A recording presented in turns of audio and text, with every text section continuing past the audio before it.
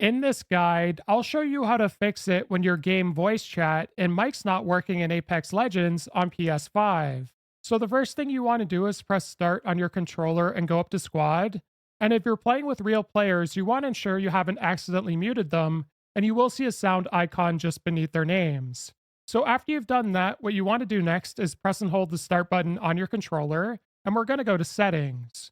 Then what you want to do is select audio at the top, and you want to ensure your master volume's turned up. And for the open mic record threshold, you want to ensure that this isn't too high, or else in some cases your microphone won't be picked up when you're talking into it. So ideally, you're going to turn this down a little bit.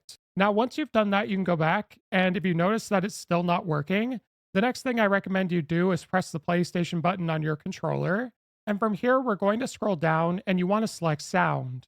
Then what you want to do is ensure the output device for sound is on the correct one.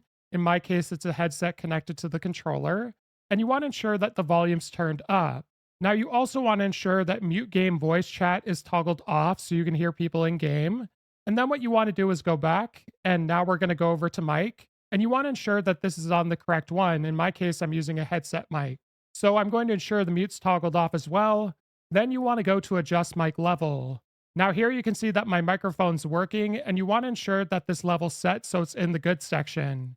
Now, if for some reason you don't see anything moving there, that means your mic still isn't working, in which case I would ensure that your microphone is plugged in properly into your controller, as well as ensuring you haven't accidentally toggled a mute button on your actual headset. And if none of that worked, what I recommend you do is try swapping out your controller and or headset to see if it's a hardware issue.